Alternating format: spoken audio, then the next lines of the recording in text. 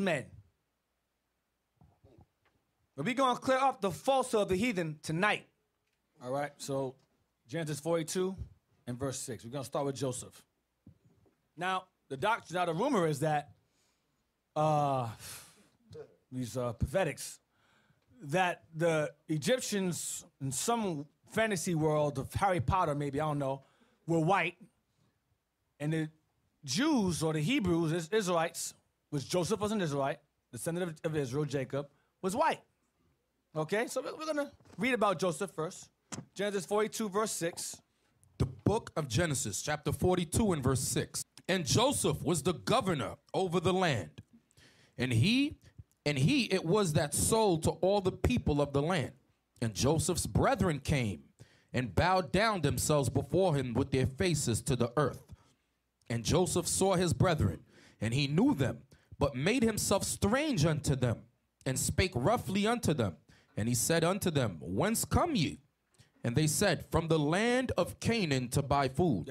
And Joseph knew his brethren, but they knew not him. So Joseph recognized his brothers. He saw them. They didn't recognize him. Why didn't they recognize him?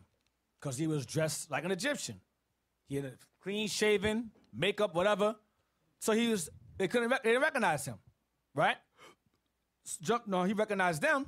Jump down to verse. Read on. Verse 9. And Joseph remembered the dreams which he dreamed of them, and said unto them, Ye are spies, to seek the nakedness of the land ye are come. And they said unto him, Nay, my lord, but to buy food are thy servants come. So he accused him of stealing. Go ahead. We are all one man's sons. We are true men. Thy servants are no spies. And he said unto them, Nay, but to see the nakedness of the land ye are come. Jump to verse 20. Verse 20. But bring your youngest brother unto me, so shall your words be verified, and ye shall not die. And they did so. And they said one to another, We are verily guilty concerning our brother, in that we saw the anguish of his soul, when he besought us, and we would not hear. Therefore is this distress come upon us. What's happened to us now, we deserve it because they sold him into slavery. So remember, the point of this is that they're having a dialogue with Joseph. They're looking at him, they're talking, it's not through some wall, they're talking to him directly.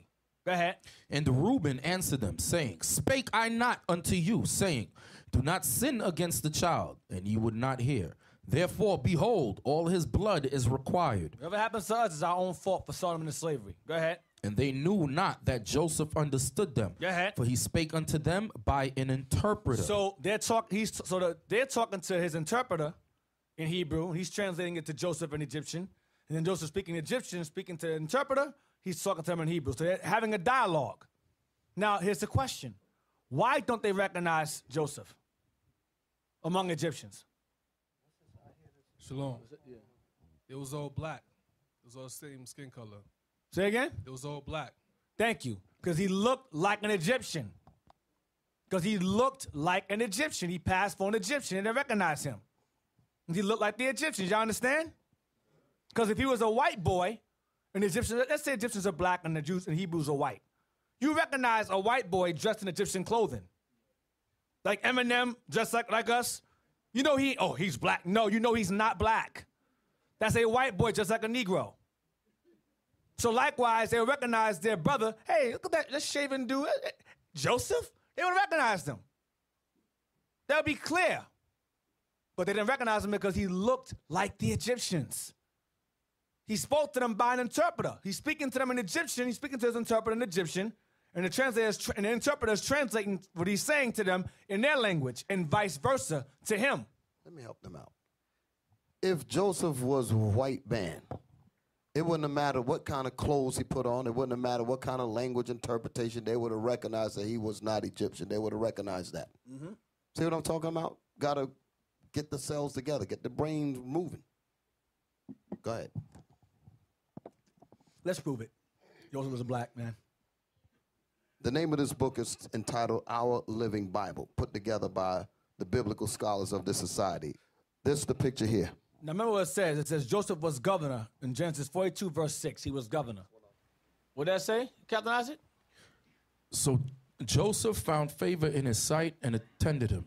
and he made him overseer of his house. The blessing of the Lord was upon all that he had in the house and field. See that? Painting from the tomb of Nut, 15th century BC. See that? That's Joseph's status. From worker to governor. So where's Joseph in the picture? Huh? The one sitting on the throne up there. Y'all see him? That's Joseph, because he's over Egypt. That's what you're looking at. That's Joseph there. Yep. Look at him. Black. Look at that dark color on him. You get white from this. There's no red there. No off-white, none of that. That's a brown man. That's Joseph. And guess what? If Joseph looked like that, guess what looked like that? His brothers too. And his dad and his mom. Okay. That's called common sense. Let's go to, now we're going to deal with Moses, Exodus 2, verse 15. Now we're going to deal with Moses. Because remember, Joseph was an Israelite, and so was Moses. He was one too. Let's see what, maybe his color changed. So where are we going now? Exodus 2, verse 15. The book of Exodus, chapter 2, verse 15. Now when Pharaoh heard this thing, he sought to slay Moses, but Moses fled from the... No. Let's go to the movie first. Go to the clip first. Okay. Let's go to the Ten Commandments clip first. Okay, there we go. How long's the clip? We just get right to it. It ain't long. All right. Ain't long. We're going to go to the movie with Charlton Heston. Charlton Heston. Called The Ten Commandments. We watched this earlier today, too. Right. So let me give you a little background. This is the movie about Moses going and he conquered the Ethiopian king, and he's going to bring it to the Egyptian king Pharaoh up on the wall. Now this was actually filmed in Cairo, Egypt, so you can understand. Mm-hmm. This is the actual palace. This is not backdrop Hollywood. This is actually filmed in Cairo, Egypt. Okay, Cecil B. DeMille, he actually took his cameras and all that stuff over there and filmed this, so you can understand what it's talking about. Go. The Lord Moses, Prince of Egypt, son of the Pharaoh's sister, beloved of the Nile God, commander of the Southern host.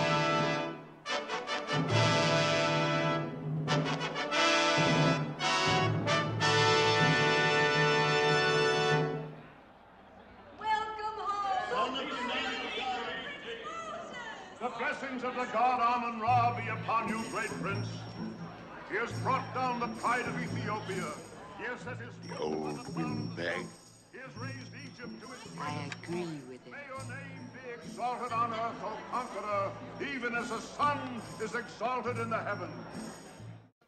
Now that's Seti. That's Set right there. Seti, the first right there, and next to him the woman is Nefertiti. Keep her in mind. The woman next to him is, I think it's his daughter. Nefertiti, all right? Okay.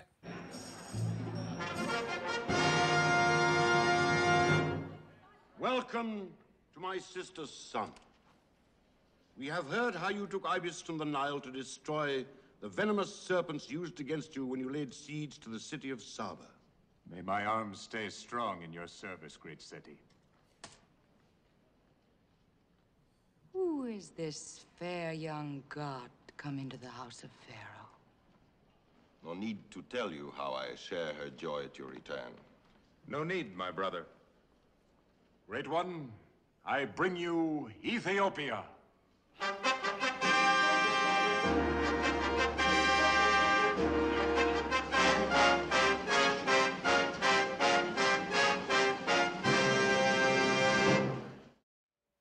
What color are the Ethiopians? Why didn't they now? And who are the Egyptians in the picture? The white ones. Can we read the Bible dictionary, please? Just for a second. Yeah, that's it. You can go there now. Yeah, I have to go there. Mm-hmm. Have to go there. The white man's lies. Now, remind you, the pathetics teach that we descend from them, Cushites. First, in slavery, we were Canaanites. Right. Now they remixed it now. Now we're Cushites now. Mm. And these are Cushites. Ethiopia is Cush. So they're saying that that's us there, and he's teaching that that's them, white folks, that's them there. So they're pushing the same nonsense agenda this movie pushed the years ago it was made. The same exact thing in 2017. Pushing the exact same thing. Egyptians is white, and you Negroes were Cushites or Nubians. Yeah. You got it?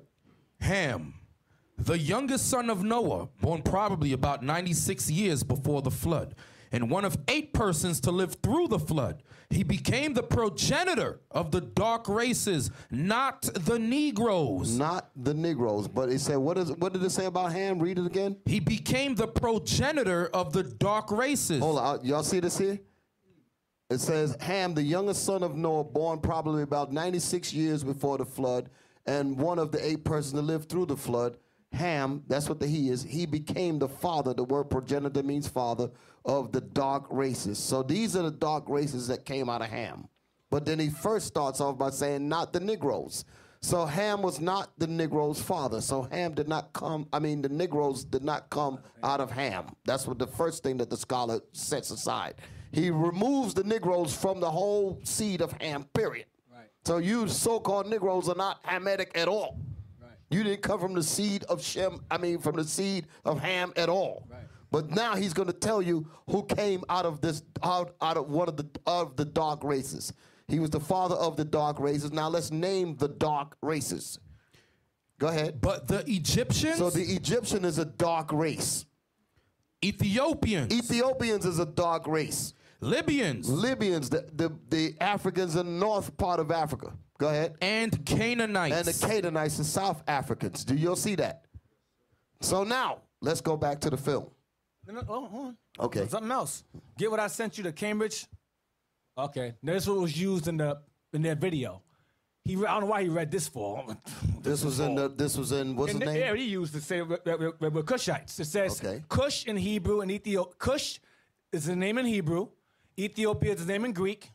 Designate the land and people of the upper Nile River from modern southern Egypt into Sudan. The more indigenous term for this region is Nubia.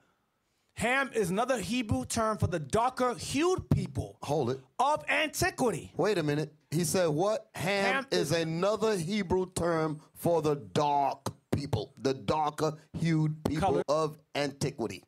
In Genesis 10, Ham is the son of Noah who populates Africa. So if his children populated Africa and they're dark-hued people, who the hell are we seeing in this movie? Now let's go back to the movie. That's confusion. Y'all all right? They used this against us. I don't know what the hell they was doing that for. I don't get it. Good. Now, the whiteness. Let's go back to the movie now. Go back to the clip that we were looking at. So tell me this. How in the world are they going to have up on the stage the Ethiopians and the Egyptians are blood brothers? They both come from Ham. Why is it that they got the Egyptians as white people when they said that both their father was Ham, black? But Esau and Jacob is madness, being black and white. One's white. That's possible, right? But Esau and Jacob is fallacious. Right, exactly. Did y'all get that? But we read out of the dictionary that it said what? He became the father of the dark races, and then it named them. It said the Egyptians. So why do they have white folks here? You want to know why? Because they wanted to say that Moses passed for white, to make him white as well. Do you see that? That's the evil that these people have done. But they couldn't lie about the Ethiopians because too many people would have woke up. You to try to make the Ethiopians white, but wait a minute. We got the Cambodia, the people starving with the big belly and all that. We know that that's black people, so you can't lie about them. Ethiopian mean burnt face. You follow me? White So folk ain't they wouldn't have gotten away with that, but they said, well, we can lie about the Egyptians because people don't really know the history. I want y'all to understand how these people get down. Y'all follow me? Now, see the woman that's sitting beside him? That's Nefertiri. Did y'all see that when they called it? They called her name in this clip. Did y'all see that? Or maybe did they? Did they say her name? It don't matter. Okay. It don't matter. But that's who that is. Yeah, put it side by side. That's good, side by side. Then now, let's see what it says. How y'all like that? Night and day. How y'all like that? What did it say there, Isaac? How graceful are your feet in sandals, O queenly maiden. Queen Amos Nefertiri, 13th century BC, on painting, Deir el Medina, Egypt. So you see that? So Nefertiti, which was an Egyptian, meaning that Pharaoh was supposed to look like her. So you can understand. And if Pharaoh looked like her and Moses passed for an Egyptian, that meant that Moses was supposed to look like this as well. Y'all see that? And if Moses looked like this, that means Joseph, like we showed earlier, looked like this, meaning all the Israelites are dark people. Damn. You know, we had these books. Stop talking about us, or we're going to destroy you. Where's more? Nefertiti, night and day. That's complete whitewashing right there. Madness. So the Egyptians were black, dark-hued people. Everyone understand that? All right. It's written on their own walls. Hey, but that movie that we watching right there, that's white supremacy. Yep. You understand? That's what that is. You understand? That's what Christianity is based on, white supremacy. You understand? If you try anything great, they try to say it's them. You know, they read about the Egyptians. The Egyptians was a great people. That's why you got a lot of Negroes running around that they're trying to be Egyptian, because at one point in time, they was a great people. You understand? So the Egyptians was great. Guess what the white man say? We were the Egyptians. You understand? Christ, another great man. Moses, another great man. The white man said, these is our people, because guess what? Guess what? If the white man, if Esau, if they say, okay, Moses was a dark-skinned man, or they admit that we are Israelites, you know what they saying? You know what Esau is saying if he admit that Moses was dark-skinned, or he admit that we are the original Israelites? You know what he's going? He's literally admitting that he the devil the Bible speaks of. You understand? And he's admitting that he gonna be judged for what he did. Because if we are the Israelites, and he did all, if we are God's people, the Israelites, and he know in his heart he hate us, and all that evil he did to us, he know that there is a God. You understand? And he know judgment is gonna come to him. That's why in his mind, he will never say that we are the children of Israel. And any dark image that you got set up, he gonna say, he gonna destroy it, hide or try to hide it from us, and he gonna always push that lie that Jesus was white, the Egyptians is white. You know, he gonna push that white supremacy. But it's up to you. It's up to you all to see beyond that line, man. It's up to you all. Right. 2:15. Exodus 2:15. Thank you. Now when Pharaoh heard this thing, he sought to slay Moses. Because Moses killed an Egyptian, so he ran. Go ahead. But Moses fled from the face of Pharaoh and dwelt in the land of Midian. And he sat down by a well. Go ahead. Now the priest of Midian had 7 daughters, and they came and drew water and filled the troughs to water their father's flock. And the shepherds came and drove them away. But Moses stood up and helped them and watered their flock. Go ahead. And when they came to Ruel, their father, AKA Jethro. Go ahead. he said, how is it that ye are come so soon today? Watch this. And they said, an Egyptian delivered us out of the hand of the shepherds, and also drew water enough for us and watered the flock. These women were Ethiopians. They would have known whether or not Moses was either an Egyptian or a Hebrew if he were a white Hebrew. Because Ethiopians and Egyptians are what? Relatives. They said Moses, an Egyptian, has come to help us at the well. So they confused Moses with what? Moses was raised as a what? How did Nefertiti look? Like a what? Like a black woman. So how is he raised in the house of Pharaoh with a woman that dark? Unless he had to pass for her child. You understand? Yes, sir. So obviously Moses was a black man. Let's get chapter 4, verse 6. Yeah, verse 6. Yeah.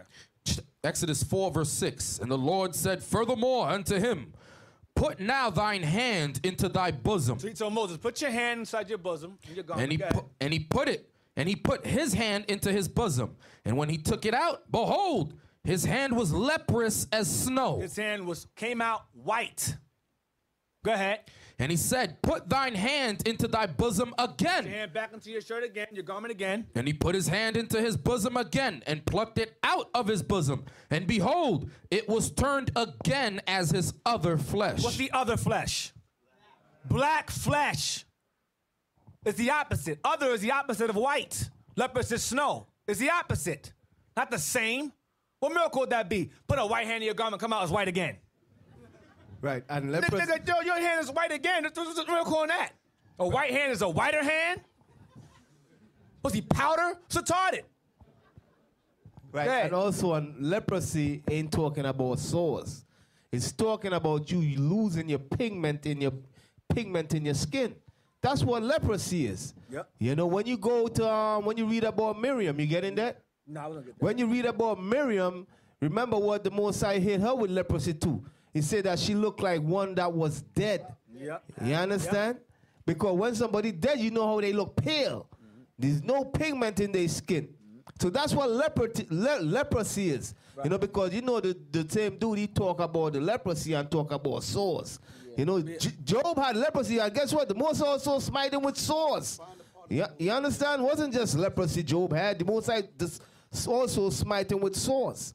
You understand? So having leprosy is losing your pigment in your skin. Esau calls it vitiligo. He changed the entire definition around. Can I read it real quick? What he quoted with Numbers? Real quick, it's only 2 verses. Yeah. We're in Numbers chapter 12, verse 11. This is when the Most High plagued Miriam for running her mouth against Moses because he married the Ethiopian woman. So the Lord called them, all 3 of them, to the temple, and he plagued Miriam with leprosy. He said, and Aaron said unto Moses, alas, my Lord, I beseech thee, lay not this sin upon us where we have done foolishly and where we have sinned. Let her not be as one dead, of whom the flesh is half consumed, when he cometh out of his mother's womb. So the Most High stripped the pigment from her.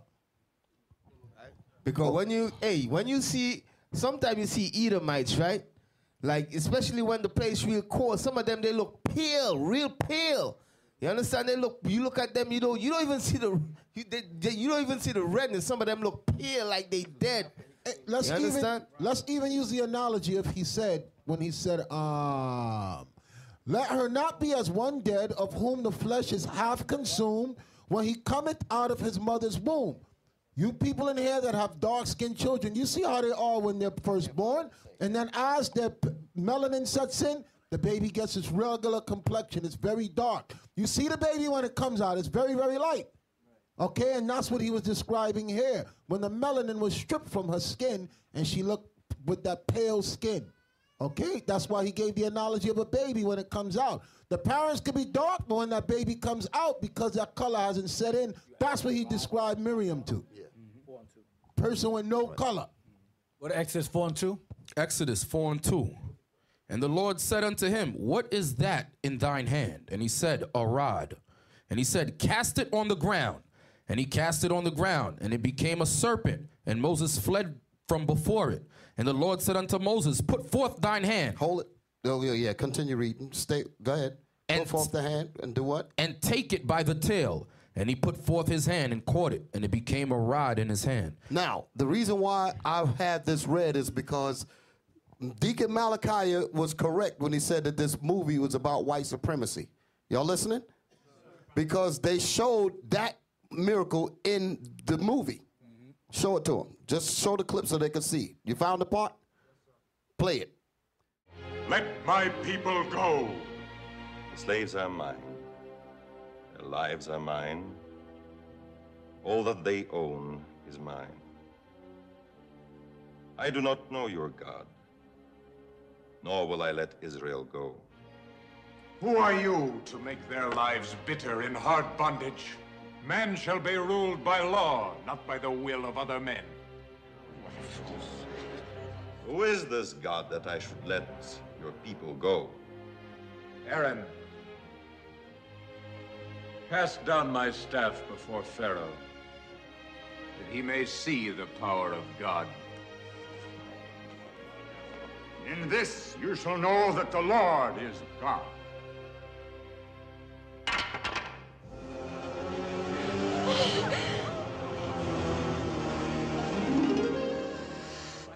Over here, it said this part of the movie, correct? Read it again, and then read on. Exodus 4:2. And the Lord said unto him, what is that in thine hand? And he said, a rod. And he said, cast it on the ground. And he cast it on the ground, and it became a serpent, and Moses fled from before it. And the Lord said unto Moses, put forth thine hand, and take it by the tail. And he put forth his hand and caught it, and it became a rod in his hand. So let me give you some understanding. What we're reading here happened before this scene here with the Pharaoh, so you can understand. But the fact that they brought it back to the time of Pharaoh, why didn't they bring this next part out? Read the next piece. And the Lord, verse 6, and the Lord said furthermore unto him, put now thine hand into thy bosom. And he put his hand into his bosom. And when he took it out, behold, his hand was leprous as snow. Hold it. If they would have put that in the movie, too many of you would have woke up. So they said, don't put that in there. Because if Moses would have been white, just like you said earlier, what would have been the miracle? Yep. And too many of them said, wait a minute, he was black in his hand. The Israelites are black. No, they said, no, don't do that. Just get that whole scene out.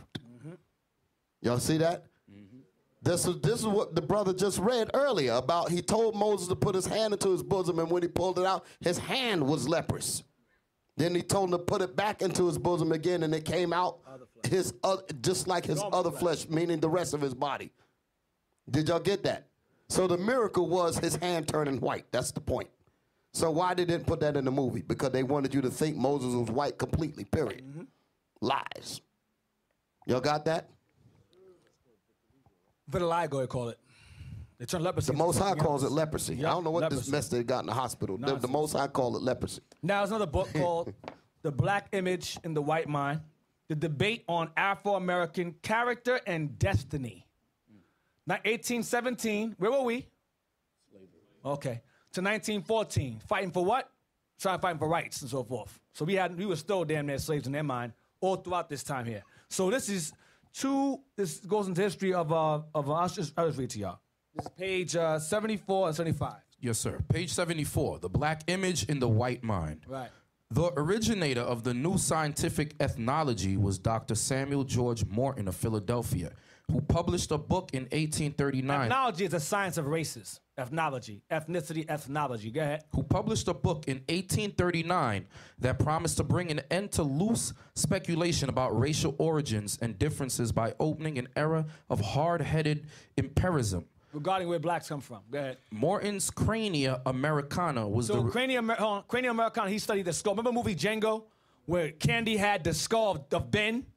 So these guys dealt with that science, skulls of Negroes. Crania Americana, the American skull, basically. Skull of Americans or African Americans. Go ahead. Was the result of years of collecting and examining human skulls. Hours. Go ahead. As he gathered and studied the crania of different types of men, Morton became aware of the differences between white, Indian, and Negro skulls, and of the fact that the ancient crania from a given race did not seem to differ from those of their modern descendants. Yeah. Morton concluded that the races had always had the same physical characteristics and by implication the same mental qualities. In the 1840s, Morton collaborated with George R. Glidden, an Egyptologist who provided him with mummy heads and information about the racial significance of Egyptian tomb inscriptions. Stop. So now he decides to cooperate with an Egyptian craniologist. He's an American craniologist. This guy does the skulls of Egyptians.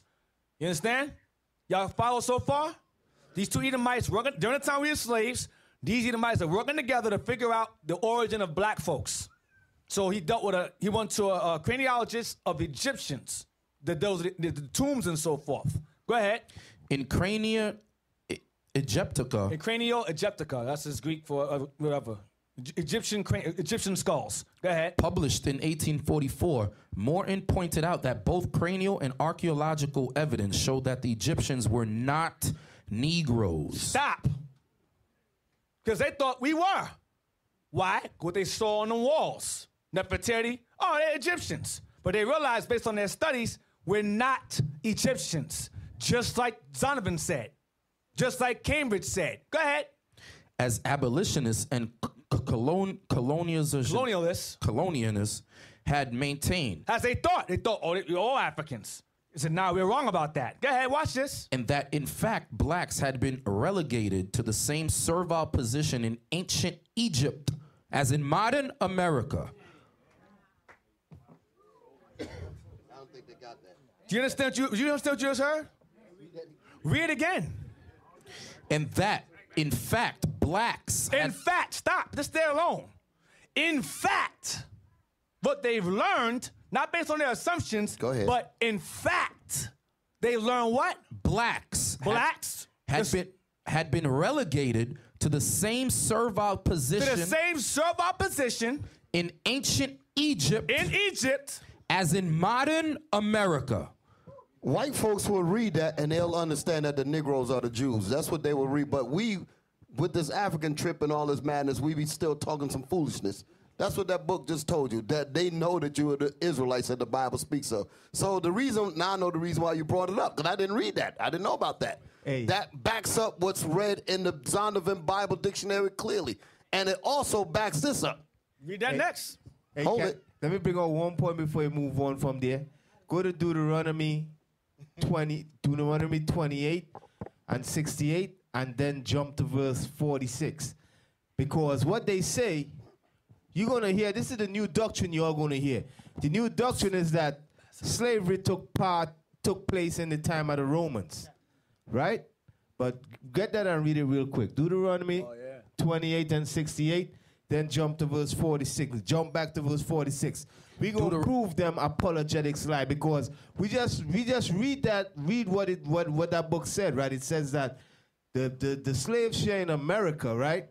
It went through the same bondage as the slave in Egypt. They had the same gland in their skull, right? Oh, it's the same people. It's the same people, right? So read that. Deuteronomy 28:68. And the Lord shall bring thee into Egypt again with ships. When it says Egypt here, all right, the word Egypt here is synonymous to bondage or the house of bondage, all right? It doesn't literally mean the ancient Egypt, because they said when the Romans came against us, they took us back into Egypt as slaves again. But this is not what this is talking about. All right, read on. By the way whereof I spake unto thee, thou shalt see it no more again. And there ye shall be sold unto your enemies for bondmen and bondwomen, and no man shall buy you. And no man shall buy us, meaning no man shall save us. All right, now even if they say, okay, this happened in the time of the Romans, it ain't talking about the slaves and them, what took place in the 1600s. Read verse 46. Verse 46, and they shall be upon thee for a sign and for a wonder. So the scripture says that the curse is going to be upon us for what? A sign and for a wonder. For a sign for us to know who we are today. And a wonder for us to wonder why these things happening to us. So these curses going to be upon us for a sign and a wonder. Read on. And upon thy seed forever. And upon the Israelite seed forever. So guess what? We just read that the children of Israel going to go into Egypt on ships, right? Guess what? That didn't happen one time. That didn't happen 2 times. That didn't happen 3 times. It's something that happened over and over and over and over and over. You understand? Every time a nation rose up and came into power, they took the Israelites as slaves. You know? When you read about the Babylonians, they came and they took us into slavery, right? Guess what? They probably sent some of us on ship too. You know, when you read about the Persians, they came and took us as slaves. Guess what? A lot of our forefathers had to go to Sushan, all the way to Elam. Guess what? They probably took us over there on ships too. Same thing with the Greeks, the Romans. But guess what? This is the last time it's going to happen. Right. You understand? This time when they brought us here in America, this is the last slavery that we're going to ever go through. This is the last time we're going to be taken in slavery on slave ships. So yes, this prophecy right here belongs to us. All right? And it is talking about what happened in the 1600s. So you all don't listen to those lying demons, man. Apologetics. They don't understand the Bible. Because imagine if they say, you know what? This right here is really talking about the Negroes. You understand? You understand if they admit that what's going to happen? So that's why they got to find ways to make this don't be true in your eyes. You understand? Get verse 68, please. Now, the guy in the video, man, he read a Revised Version Bible. Deuteronomy 28, verse 68. He read this. Read that right there. Right. Read your Bible, too. It's in this Catholic Bible here. This is a Catholic Bible, the Tyndale and Catholic Living Bible, illustrated. Yeah, the Tyndale way. is revised. It's still a revised version, It's regardless. revised, right? It's revised. 68. Go ahead. Right, it's a paraphrased Bible. That's what they call it. It says, this is verse 68, Deuteronomy 28. Then the Lord will send you back to Egypt in ships, a journey I promise you would never need to make again. And there you will offer to sell yourselves to your enemies as slaves. But no one will even want to buy you. So the guy goes, see? You didn't offer yourselves in slavery. They took you as slaves. So that's not talking about you. That's what he said. Now get what you want to get. What it says in that same Bible regarding us, in that same book. So now, about going back to the Ham and Genesis, it says, there's a footnote at the bottom of the page. It says, Ham was not the ancestor of the Negro, as was once erroneously supposed.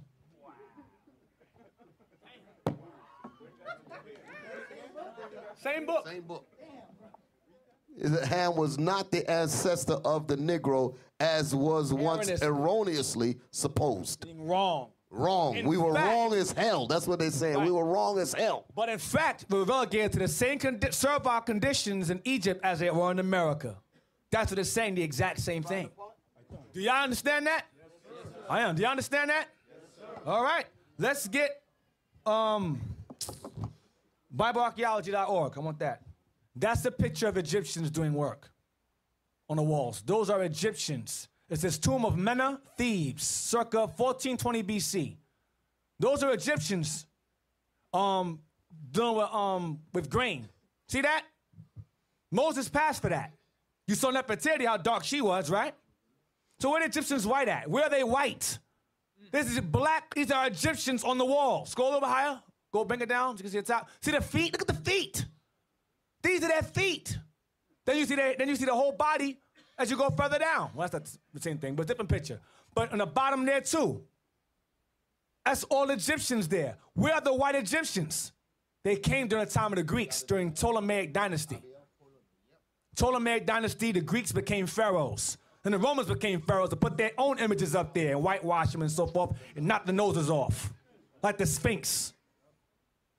To push their white supremacist agenda because racism requires power. Black folks can't walk around blackwashing white images. We can't do that. We haven't done that. We lack the power to do that. Y'all understand? Let's go to the video I sent you on YouTube. So there's the clip for the brothers to see what we read out of the book. Okay, there it goes. Blow it up more so they can see it.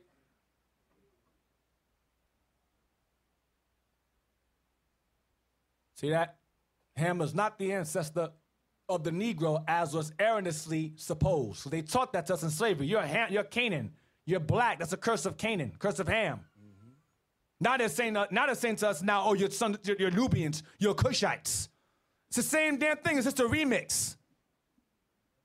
He said you're Hamite. He said in the video we're Hamitic Gentiles.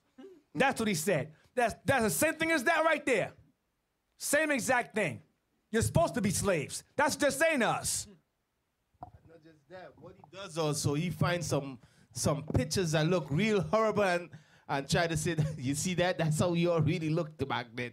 You understand? Yeah. Destroy the image and the psyche of us. Yep. Y'all get the picture of Moses?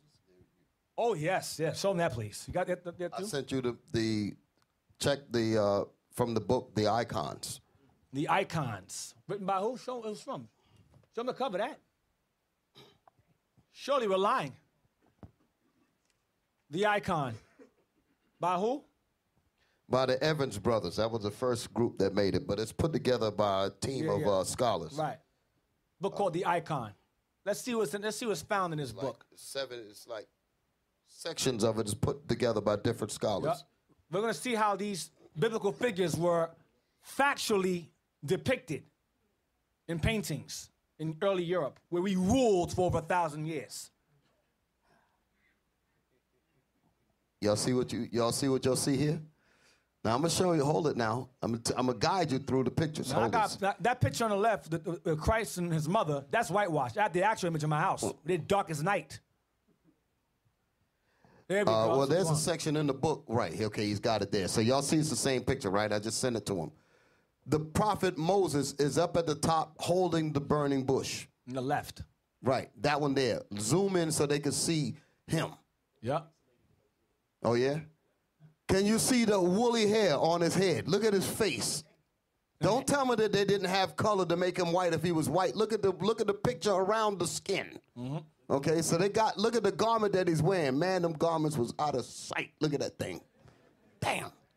Look at that thing. Okay, now let's get the wording. Move down. Let's zoom in on the words there. What does it say down there at the bottom? Above it says, detailed prophet Moses. Yep. Can y'all see that? So when it says above, so go back above, move it up. The prophet Moses. That's King David on the other side there. That's King David on that side. Because the thought is, oh, he was ruddy. Right. Yeah, Ruddy Brown, you lying bastards. Okay.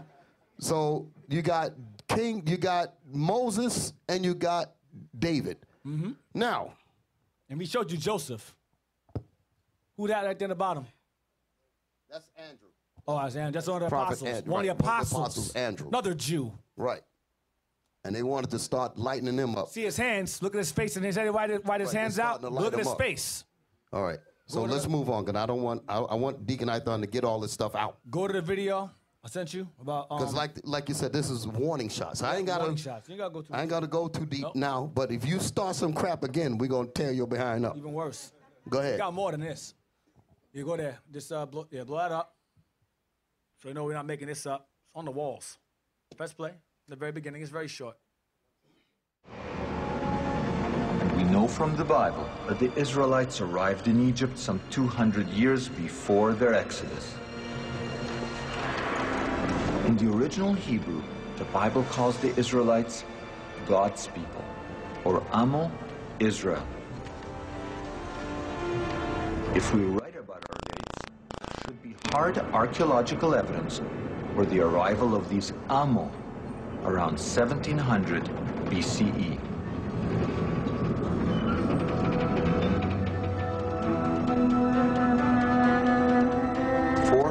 Kilometers south of Avaris is the tomb at Beni Hassan. It dates to 1700 BCE. Because no one has looked for evidence of the Exodus in this period, the tomb has never been linked to the biblical story. Into Egypt from the area of modern Israel.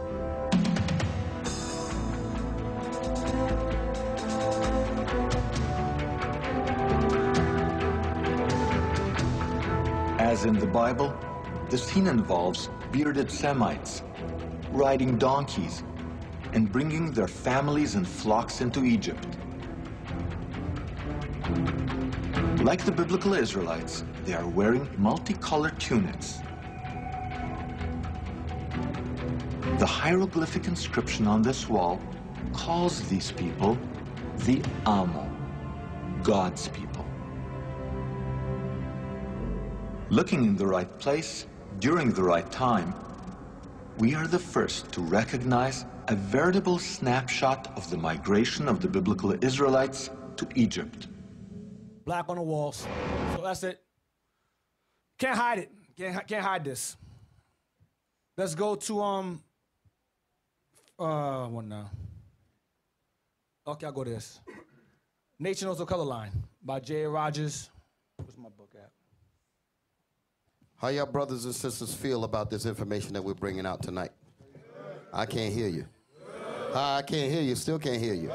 All right. All praises. All praises. On page 123. Start at White's. White says. This is Nature Knows No Color Line by J.A. Rogers. What page is it? Page 123. 123. The bottom paragraph. Right. White says an interesting gradation of all shades down to the black is exhibited by the Jews. So this guy, what happened was J. Rogers is giving us different scholars' takes on how the colors of the Jews. This guy says they went from real white to black, which is false. So watch this. Especially dark were the Jews of Spain and Portugal. So that clears it up. Go ahead. The Portuguese Jews were very dark, says Pritchard.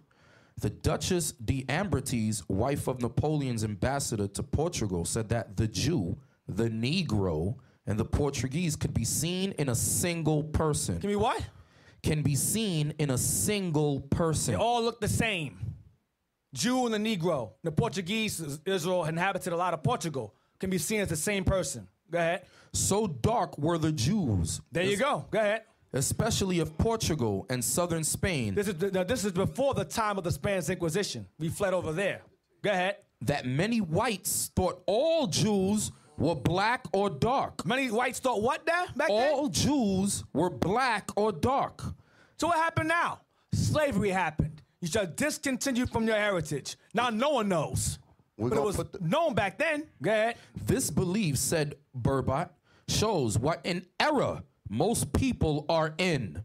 Since he says the German Jews, as for example, those of Prague, are as white as most of the German countrymen. So this guy gives an argument. No, they're white. They argue back and forth.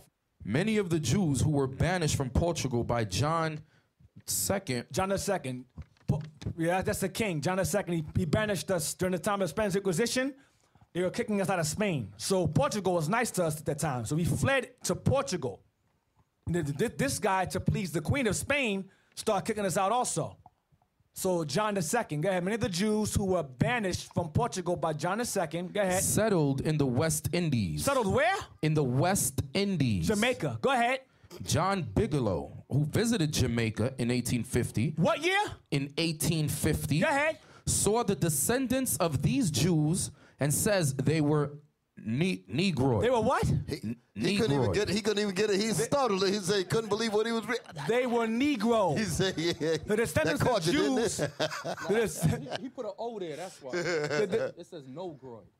Or Negroid. Yeah. Yeah. Oh. They were descendants of the Negroid. Jews is black over there in 1850 in Jamaica. They still are. We went over there. The Eastern Jews who settled in Austria. That's all I want. Oh, they're black. It's just they're black too. Yeah. Go ahead, you can read that one. The Eastern Jews who settled in Austria, Poland, and Russia were Negroid too. They're black also. Those brothers over there were threatened by Hitler to be subject to eugenics programs over there. And Margaret Sanger bought it from them and bought it over here, and it became Planned Parenthood over here. All right? Which is a shit, they won't tell you that. And you know what's heavy about that, Deacon? Yeah. You got dumb Negroes now trying to say that the people in the Caribbean are not Israelites. They're questioning the 12 tribes chart, okay? And not just crush that questioning that they have. That there's a lot of people, especially people in Jamaica, are questioning. There's a guy on 125th Street, I'm not going to say his name, because this is going to put a nail in his head, saying, I want you to prove to me who the Jamaican people are and show me in writings that people call them the Jews. This is your proof. There you go. Okay? So go to 1 Maccabees 3:48. 1 Maccabees chapter 3 and verse 48. And laid open the book of the law, wherein the heathen had sought to paint the likeness of their images. So what the Greeks did was the same thing they're doing now. They whitewashed the images. They took out our images and put their own in our books. Nothing new under the sun. This is iconoclasm in the Bible. Image destruction in the Bible. You saw the Ten Commandments. That's the same thing. Putting their images in our history. The same exact thing. No different. I got to do it. You done jumped on iconoclasm. What do you got? What do you got? Isaiah 11. We're going to get to the history now. I'm going to put iconoclasm. Oh, go ahead, show 'em. Put the thing I sent you earlier. The picture with the yellow highlight on it. Yes. Isaac, read. Oh, yeah. Yeah, definitely got to be going there. Iconoclasm. Y'all want to know what this book is about? See this book here?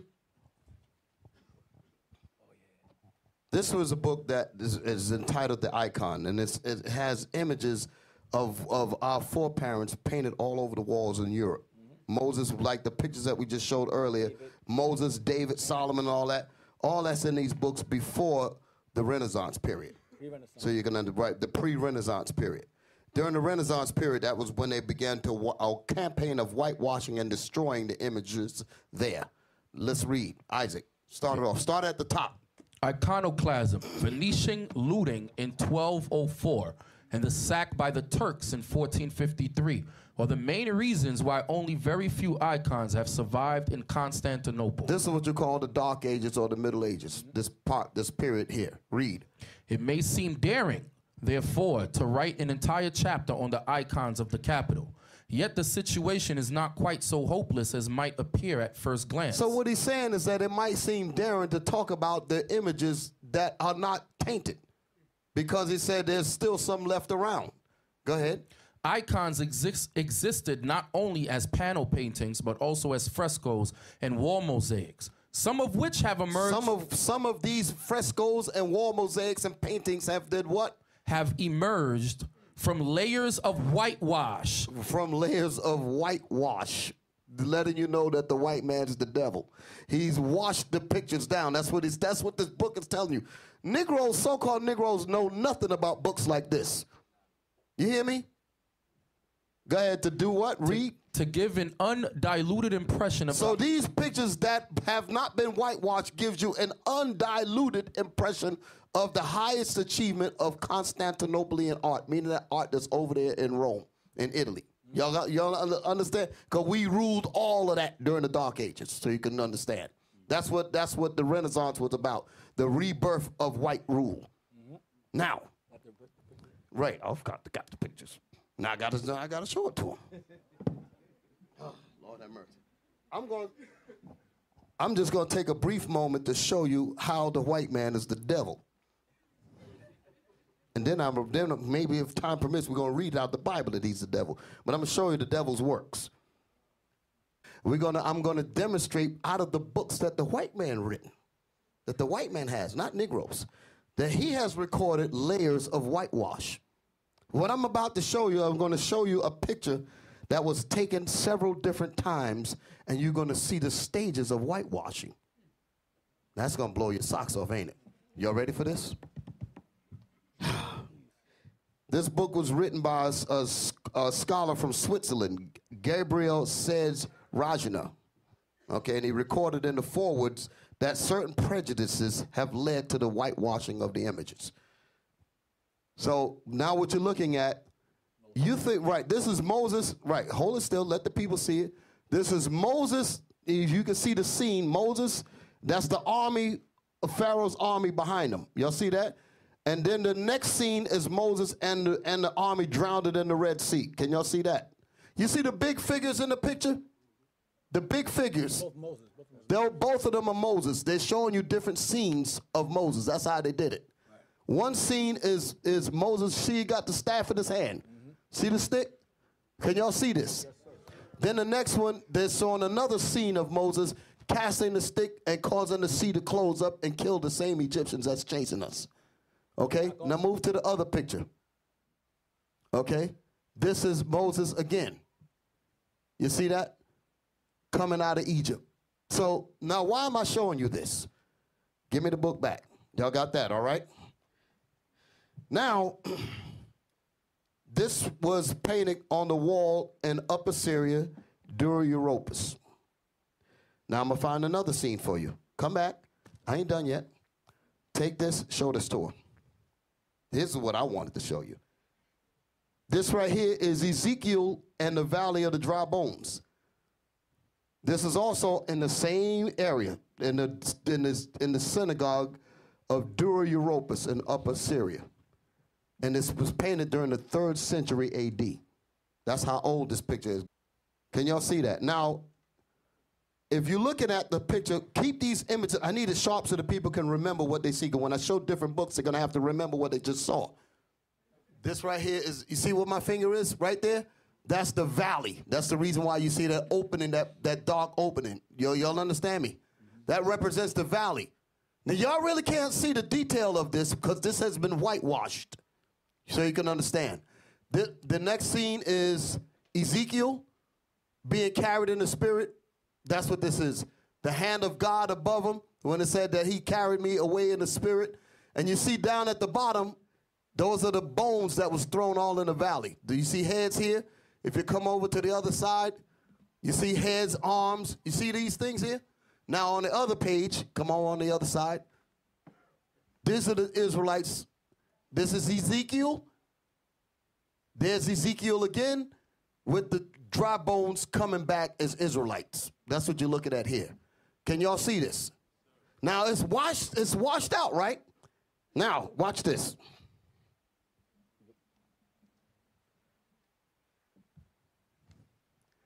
Hey, they got it now. The same picture. Even this is whitewashed. But you can see that they had to come back and do it to completely destroy it with the first picture that I showed you. You see Ezekiel over there with the Israelites coming back, and then you look on this side, you see the valley. Now you can see the pictures, the parts clear. Get it where you see the bones and see the heads and all that? This is one layer of whitewash. This is one layer of whitewash. The picture that I showed you previously was a second layer of whitewash. Okay? Now let's get the words on here where it tells you where these pictures are. Let them read it. Y'all bear with me? Y'all all right? Fresco showing the vision of the dry bones in the synagogue of what? Dura Europus, 3rd century A.D. Now move around on that picture to let them see, because this is what y'all just saw earlier. See the Israelites. So they washed them down, these damn demons. They washed, right, but you ain't seen nothing yet. They washed them down. Y'all saw the final destruction, like what we read out of that where it says layers of whitewash. Move it to the other side. Okay, that's the valley again. So you got more details. See all the heads and the legs and all that? That's Ezekiel the 37th chapter. Y'all all right? Can y'all see this? Yes. I know y'all shocked, but this is out of Dura Europus, 3rd century A.D. Now let me show you what the pictures are really supposed to look like. From Dura Europus.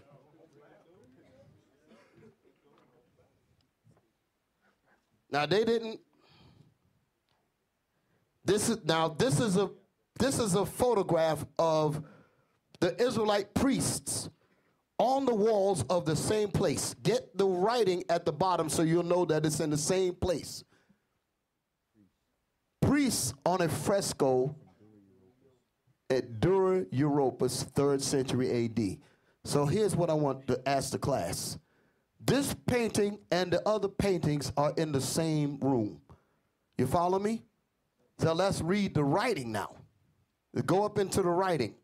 Thus the Israelite priests dressed in what? Move it over. White linen. Let's get a look at them. Now let's get the priests. You see the color of them? That's the color that the other pictures are supposed to be. Look at the feet and the legs. Look at the hands. Black. That's the color that all those pictures that we just saw. That's the way they're supposed to all look like this, because they're all in the same place. Where's these pictures at? Dura Europus. Show them the words again. Dura Europus, 3rd century A.D. So it's in the same place. How in the hell is one of our pictures totally whitewashed and these are not? And it's all talking about the Israelites. Ezekiel was a Levite priest. Yep. Right. We're reading the priests here. So why in the world did they lighten up Ezekiel and left these brothers black? Because Negroes don't study, that's why. That's the problem. So now, I just needed to drop that bomb. Y'all all right? Yes, sir. Okay. Was Isaiah 11:11? You okay, Ithon? Yeah, man, that was good. All right, all praises. Content. Isaiah 11:11. The book of Isaiah, chapter 11, verse 11. And it shall come to pass in that day that the Lord shall set his hand again the second time to recover the remnant of his people, which shall be left from Assyria. Assyria is Kurdistan today. And from Egypt. Egypt. He was in Egypt. And from Pathros. Egypt is lower Egypt. Pathros is upper Egypt. Go ahead. And from Cush. Ethiopia. And from Elam. Iran, East India. And from Shinar. Iraq, Mesopotamia. And from Hamath. Central Syria. And from the islands of the sea. And other areas. So Israel is in Egypt. You want to keep that in mind. Keep Egypt, Pathros, and Cush in mind. All right? Now, let's get Jeremiah 44, verse 1. Jeremiah 44, verse 1. Jeremiah 44, verse 1. Because Israel had, remember, Egypt was neighboring Israel. So whenever empire would rise, Assyria, Babylon, Persia, Greece, Rome, Israel would flee into those areas of Egypt. You always ended up in Egypt, which is right next to Israel. It's right there, the borders. Read. The word that came to Jeremiah concerning all the Jews which dwell in the land of Egypt, which dwell at Migdal, and at Tahaphanes, and at Naph, and in the country of Pathros, saying. Upper Egypt. So Israel, Jeremiah went to Upper Egypt to teach the people, to teach Israel in Egypt, period. You understand that? You see that? So the Lord said he will cover his people from those areas even up until now, because we're still over there in those areas. Remnants of us. Get 2 Maccabees 1:1. So Jeremiah is during Babylonian time. Isaiah was during the Assyrian uprising. Israel's in Egypt. Jeremiah, Israel's in Egypt during Babylon's time. Now we're going to read about the Greeks. 2 Maccabees 1:1. 2 Maccabees 1:1. The brethren, the Jews that be at Jerusalem and in the land of Judea, wish unto the brethren, the Jews that are throughout Egypt, health and peace. See that? So during the time of the Greeks, Israel was in Egypt once again. Y'all follow? So from Assyria all the way into Greeks, we was in Egypt, and from Greeks to the Romans in Egypt, and afterwards in Egypt and other areas. Y'all follow? Yes, sir. All right. Let's get Babylon Timbuktu real quick. It's a page 83. Babylon Timbuktu by Rudolph R. Windsor. The North African black Jews. He got to put black there because Negroes didn't think it's talking about white folks. So you got to put that redundant term, black Jews, at this time. Okay. And stop at where? I'll let you know. All right. I'm reading with you. Page 83 from Babylon to Timbuktu. At this time, the Jews would not accept Greek culture. During the time of the Maccabees. Go ahead. Nevertheless, Antiochus was determined to Hellenize the Jews. Cause the Jews to accept white supremacy, white culture, assimilate. Go ahead. The army of Antiochus marched into Palestine to support Menelaus, the leader of the pro-Syrian party. As a result, many Jews were killed. Go ahead. Others escaped to the hills and to Egypt. And to where? And to Egypt. Go ahead. Only those Jews that supported Antiochus' policies remained in Jerusalem. Go ahead. An edict was promulgated interdicting the observance of the holidays, the Sabbath and circumcision. Those laws are forbidden. Go ahead. A statue of Jupiter was erected in the holy temple above the altar. The abomination of desolation. Go ahead. To this statue, the people brought the sacrifices of pig meat, the animal which is an abomination to the Jews. Go ahead. Because of this religious persecution, the legitimate high priest Onias III and many other Jews fled into African countries such as Egypt, Ethiopia, and Cyrenaica, Libya. Stop. That's all you want. So he fled into Egypt, Ethiopia, Cyrenaica, which is the Greek province of Libya. All right? That's all you wanted. So now, let's get this here. The encyclopedia, because, you know, Negroes don't read these kind of books. It's called the Encyclopedia Jewish Diaspora of the Jews in Africa. All right, so we're going to read. This is a Jewish encyclopedia. It comes in 3 volumes. This is volume 2. All right? Now, it's called Jewish Diaspora, Origins, Experiences, and Culture because these apologetics, or pathetics as I call them, were trying to say that Rudolph R. Windsor's information is false. It's not true. It's wrong. We rely on this book, and therefore it's false. Okay, we're going to read from their scholars then. Maybe they disagree with Windsor. Historical overview. According to Jewish biblical tradition, Jews descended from the patriarchs, Abraham, Isaac, and Jacob, went to Egypt.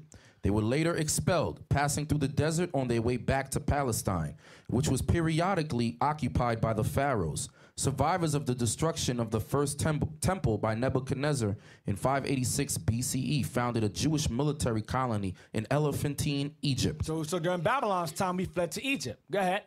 In the 4th century BCE, after Alexander the Great's conquest, more extensive Jewish settlement occurred. Read that earlier in 2 Maccabees 1:1. Go ahead. He invited Jews to settle in Alexandria, which became a cultural center. The Old Testament was translated into Greek, the Septuagint translation. By the 2nd century BCE, Cyrene and Carthage had Jewish settlement. Cyrene, the Cyrenaica, Libya, and Carthage. That's Tunis. Remember the elders class last week, but that brother was still in slavery in that area of Africa? That was Tunisia. That's Carthage today. That was Carthage back then. Tunisia is ancient Carthage. Go ahead. Some Jewish traditions remain in many areas today. During Roman times, Jews were noted as far west as Gibraltar, and they had significant political and economic importance. At times, this led to clashes with their neighbors, as in Alexandria. Jerusalem fell in 70 CE, and zealots fled to Egypt, where they fomented a Jewish revolt, capturing large parts of the countryside, but not any urban areas. The Romans suppressed these uprisings. You finished Elephantine Egypt? Elephantine Egypt? No, I already. Get there yet? I passed that. And That's the one you go to. All right. Go to Acts 2. Acts 2, almost done. Acts 2, verse 5. Verse 5. Yeah. Acts 2, verse 5.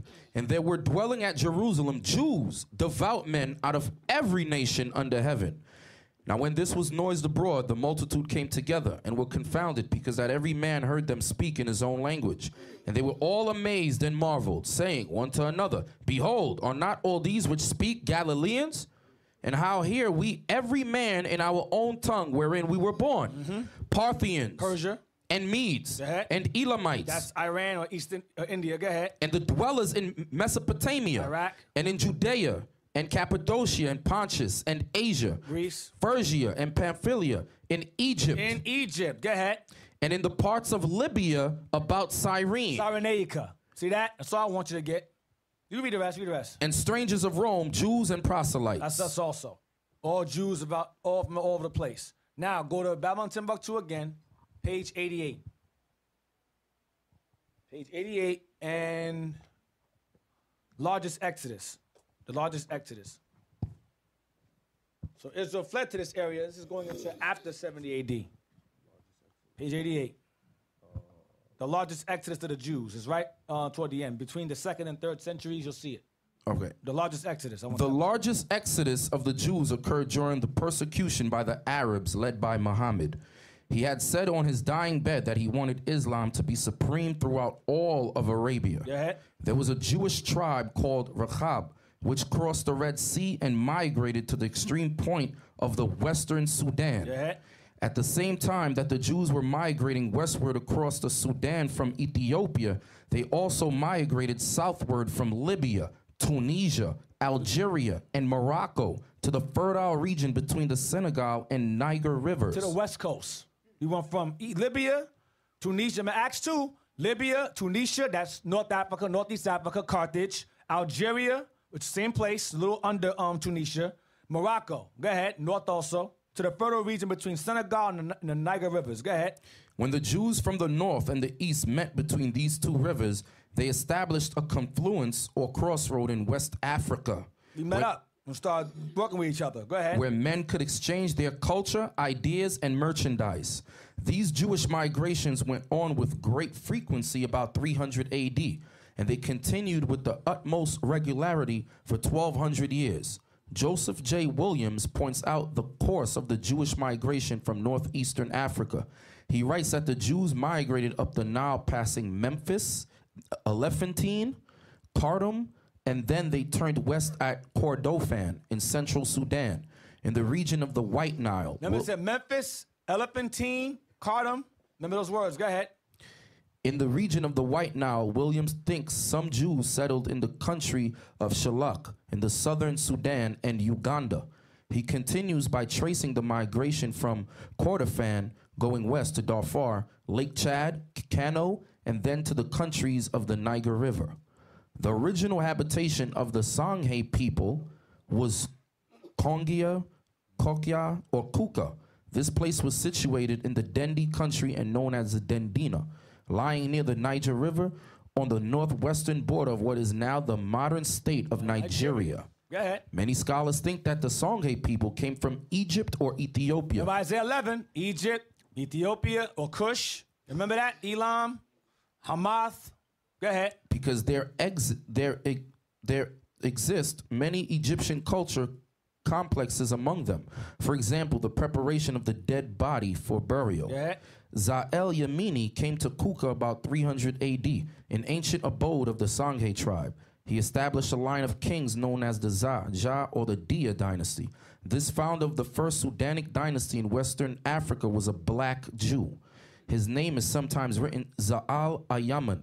Joseph J. Williams say that a citizen of Timbuktu named Abdurman S. Sadi wrote 1650 in his book Tariqa S. Sudan, History of the Sudan, that Za'al Ayamin was derived from Za min el Yemen, which means he is come from Yemen. Za'el Yemeni came to the Niger country by way of Ragla in central Algeria.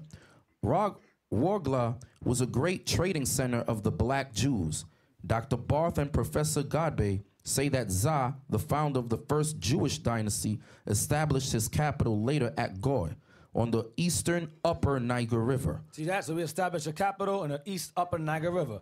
Now, this book is false. Okay. I'm going to read it. Encyclopedia Jewish Diaspora, it's page 454. Read that. Page 454. Yeah. Migrations into sub-Saharan. And that 1300s to 1400 CE. You'll see it. Just end there. Migrations into sub-Saharan Africa. Now remember, Babylon Timbuktu is false. That's a Jewish diaspora encyclopedia written by people outside of Negroes, apparently. Go ahead. In later centuries, Jews are believed to have settled in Western Africa during the... Whoa. Slow down. Read it again. In later centuries, Jews are believed to have settled in Western Africa. Go ahead. During the height of the Sanghe, Mali, Ghana, and Kanam Bornu empires. According to accounts from explorers of the region, several powerful... According to accounts from explorers of the region. So they saw it. So it's not believed to be, it's fact. Read the words. Go ahead. Several powerful Jewish families of the... Several powerful Jewish families. We read about that in here. Babylon Timbuktu. The Songhai Empire, they established these empires and capitals all the way to the upper Niger River. Go ahead. Several powerful Jewish families of the Songhai Empire were of Jewish origin until Iskaya Muhammad came to power and in 1492 decreed that all Jews either convert to Islam or leave the region. That's why in the movie Roots, Kunta would say, praise to Allah, because they forced us either to convert to Islam or be killed or go into slavery. So we either would convert willingly or would convert falsely and still keep Jewish customs in secret and get caught and killed or remain in the land as false Muslims. Go ahead. According to certain records in Timbuktu, an older community... In where? Timbuktu. Go ahead.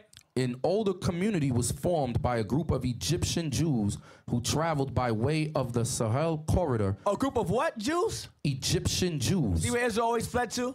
Go ahead. Who traveled by way of the Sahel corridor through Chad into Mali. Where? Chad from where? Through Chad into Mali. West Africa again. Go ahead. Another community was that of the Juha, ruler of Kokoi, located near the Niger River, whose name is only known as Zua Alamain. You read that. We just read that in Babylon Timbuktu. Zua Alamayan. Go ahead. Za'al Ayamayan. Go ahead. Or Zua min al-Yaman, meaning he comes from Yemen. That's in this book that they say is false. Go ahead. Local legends state that Zua al-Yaman was a member of one of the Jewish colonies transported from Yemen by the Abyssinians in the 6th century. Ethiopians is Abyssinians. Ethiopians. Go ahead. In the 6th century CE, Zua al-Amain is said to have traveled into West Africa along with his brother and eventually established a local Jewish community between Mali and northern Nigeria. Some accounts place West African Jewish communities in the Ondu forests of Dahomey, south of Timbuktu. In the 1930s, these groups still maintained a Torah scroll written in Aramaic that had been burned into parchment with a hot iron instead of ink so it could not be changed. It's still there. Go ahead. The decline of the Jewish communities of the West Africa Maghreb most likely began with the influx of Arab invaders into North Africa. Remember in Babylon Timbuktu, it said that he was going to force Islam. Muhammad said he vowed to push Islam, and he did it by the sword. So as Ishmael was pushing from Egypt down, Israel would migrate further west or move further south. When as they were running, they would meet up and establish communities. And some of them would get conquered and converted or conquered and killed and sold off. Because remember, the Spanish kicked us out of Spain. We ran back to Africa, and the Muslims are there. So we were hiding. We can't know where to go because the curses followed us wherever we ran to. Go ahead. The decline of the Jewish communities of the West Africa Maghreb most likely began with the influx of Arab invaders into North Africa starting in 640 CE. Remember it said the highest exodus, the largest exodus based upon the Arab invasion. That's the same in Babylon, Timbuktu. Go ahead. And later into West Africa in the 1300s and 1400s CE. See that? Middle Ages. It's during the Spanish Inquisition. What time is it now? One more, Cap. Your Negro land. Get that one. Hey, and we'll stop it there. That right there, that history just covers you Israelite groups that's mad because we're in Africa raising up the Israelites there. Yeah. You just got historical proof that not only are there, but they're still following the customs of the Israelites up until now. Yeah. Okay? Because you got a lot of groups that are against us because we're raising up the people over there. And mad. Okay? Read that, Cap. Bring it out for me. You know what to do. Negro land, or Negritia, was an archaic term in European mapping. It's an old term for European mapping. Describing the inland and thinly explored region in West Africa as an area populated with Negro people. As an area what? As an area populated with Negro people. Go ahead. This area comprised at least the western part of the region called Sudan. Wait, they didn't catch something. Read that. It says what? Describing what? Describing the inland and thinly explored region in West Africa as an area populated with Negro people. Can you tell how the way this is written that he's saying that something is odd with this, meaning that the Negro people don't belong there? That's what he's saying. The way it's written, it says populated with Negro people. Like that's something odd. Y'all pick that up? No, they ain't He picked could it have up. just said African. Exactly. Okay, why did he that's the point. That's what emphasize Negro? I'm trying to get him He to could have see. just said African. He didn't say it. He said populated. In other words, saying like, populated with a whole nother group of people. And you know it's heavy? That goes with the Zondervan Bible dictionary. Where Exactly. It says, That's the point. Not the Negroes. He says, When you in read other about words, Ham. in other words, it's saying that it's populated with the people that's not from there. That's what he's saying. Right. Go ahead. This area comprised at least the western part of the region called Sudan, not to be confused with the modern country. The term is probably a direct translation of the Arabic term Bilad al-Sudan, meaning the land of the blacks. Or Negro land. That's the Arabic term for Negro land. Okay, corresponding to about the same area, there were various kinds of people in the area, including the Jews of Bilad el-Sudan. Go ahead. Some of the greatest states of those considered part of Negro land were the Bornu Empire. Bornu Empire was established by Jewish communities. The Kanem Bornu Empire, I read that earlier. The Kanem Bornu Empire was established by Jewish communities that came out from the east and migrated further south, and from the south further west. That's the reason why he's making the distinction with Negroes being in that area, because Right. he's basically saying that these are Jews. Right. Go That's ahead. the point. And the Sokoto Caliphate. Now go up, click on Jews of Bilad. Let me go to Hannibal. Sudan. Go ahead. Jews of the Bilad al-Sudan. Of the land of the blacks. Jews of the land of the blacks. Jews of Negro land. Go ahead. Describes West African Jewish communities who were connected to known Jewish communities. Stop. It says known Jewish communities. Not maybe, not possibly. It is believed, suspected. It says known Jewish communities. Go ahead. From the Middle East, North Africa, or Spain and Portugal. Why? From the Spanish Inquisition. They fled from Spain and Portugal. King John placed them there, or Jamaica. They ran up there. Go ahead. Various pseudo historical records. Stop. Now look at the word. It's trying to be slick now. Various pseudo, meaning false. False, yes. First it says known Jewish communities. Now it says various false historical records. No. You read factual records earlier. Go ahead. That's the same way that the white man does when he says, hold it. That's the same way that the white man does when he says, you look at the picture and you see Christ is black. Then he tells you they almost look black. Right. Same kind of stuff. And think about it. It says various pseudo-historical records. Who made the fake records? And when? Who would doctor make those records up and make them fake and when? What he's trying to do is put confusion in there. Yeah. Because this is their research. We didn't make fake records and put them there. When do we have a chance to do it? So who would do that? You on? Various pseudo-historical records attest to their presence at one time in the Ghana, Mali, and Songhai Empire. I read that earlier. That's in Babylon, Timbuktu, and the Jewish diaspora book. Go ahead. And Songhai empires, then called the Bilad as Sudan. Then called the land is black. Go ahead. From the Arabic meaning, land of the blacks. Jews from Spain, Portugal, and Morocco in later years also formed communities off the coast of Senegal and on the islands of Cape Verde. They have blacks over there speaking Portuguese. Be over there too. Go ahead. These communities continue to exist for hundreds of years, but have since disappeared due to the changing social conditions, persecution, migration, and assimilation. Yeah, slavery. Now, I cannot leave without this. Go to, real quick. Let's go to where is it? I gotta go back to that book again. 455. I'll read it myself. This is about the 2nd century. This is Jews in Africa. Same book, Jewish diaspora. By the 2nd century BC, Cyrene, Libya, and Carthage had Jewish settlement. Some Jewish traditions remain in many areas today. Carthage. We'll do a Carthage now. Now I'm gonna go to real quick. Hannibal's picture. Hannibal's from Carthage during the Punic Wars. All right. Now hold on. Let's go there. We'll go to Babylon, Timbuktu. I'll read it fast. Babylon, Timbuktu. This is page 107. All right. It says during the Punic Wars and after, North Africa contained a large Hebrew population. This Hebrew population made converts and intermarried with the Canaanites and the native Africans that were there. But we were the larger in population.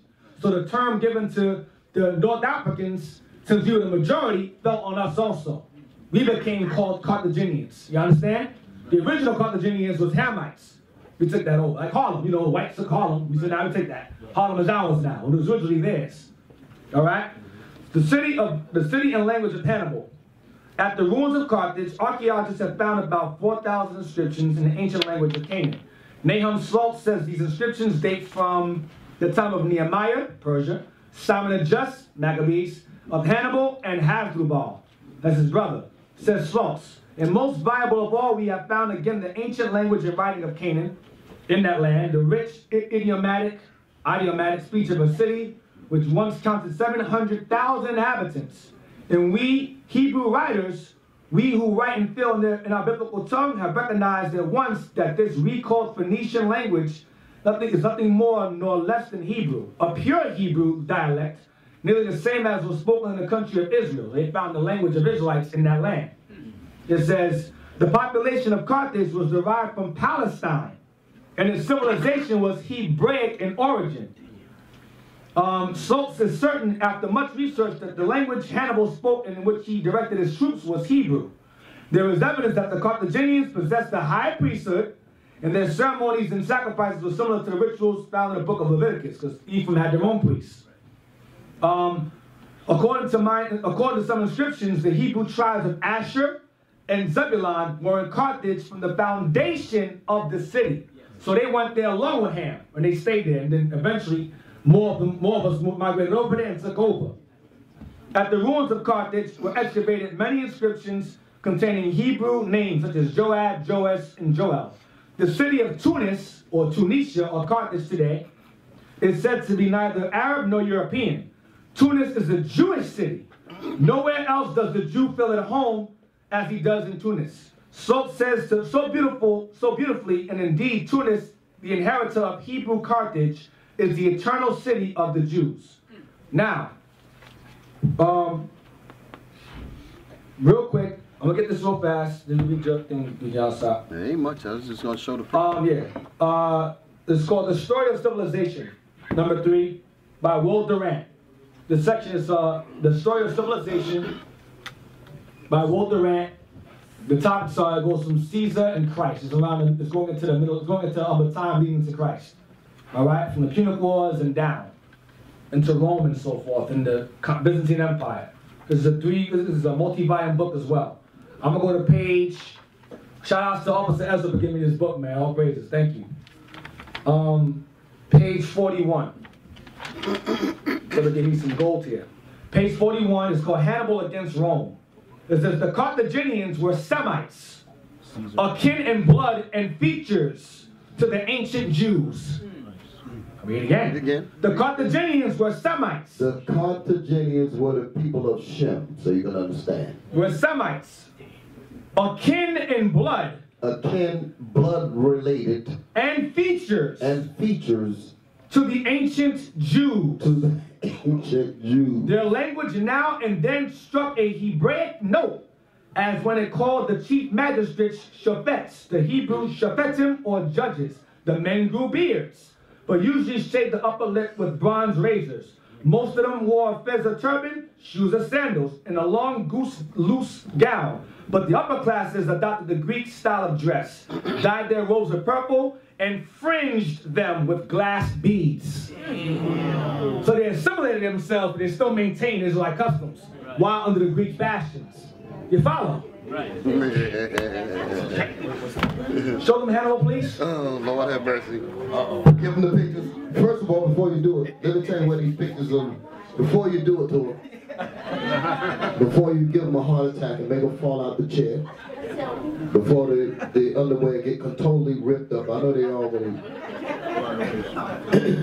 The information that we are about to show on the screen comes from the book entitled The Image of the Black in Western Art.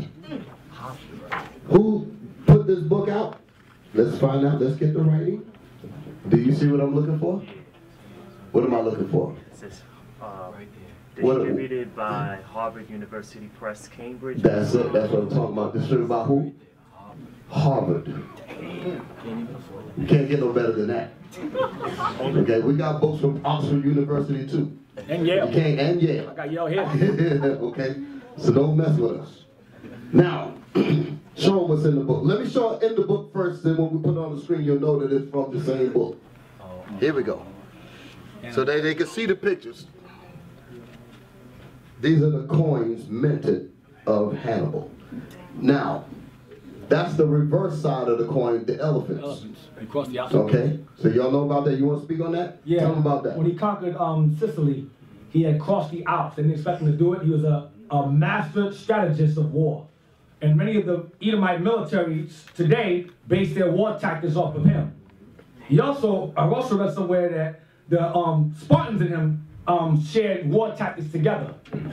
Anyways, he crossed the Alps of elephants. And so when he conquered, he minted coins of his face and elephants on the back of the coin. Now, get the words. The next slide. There it is. Etruscan coins. Head of a black mahout, bronze diems, British Museum. Right. They're telling you that the back side of the coin has an elephant on it. That's right. What they're saying. Observe the head of the black mahout, and on the reverse side is the elephant. So who are we looking at? Hannibal. That's what that was. Mm-hmm. That's Hannibal's picture. All right? So let's try to get around that one. So I have to end it on this. I gotta end it, but I got way more to go. We got more bombs, but show the books. Save them. Hand the books. Yeah, we're gonna keep them.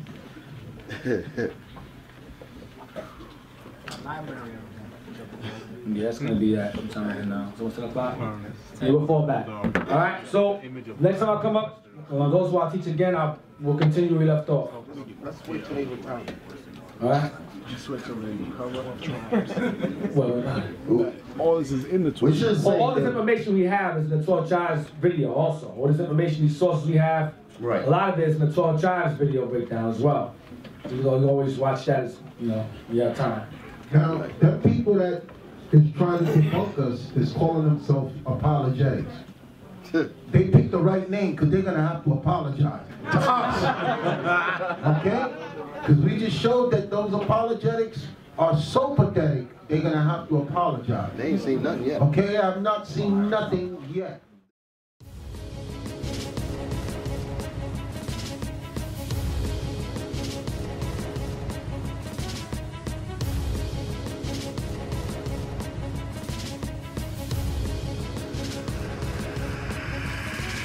Shalom, Israel. I'm Elder Nathaniel of Israel United in Christ.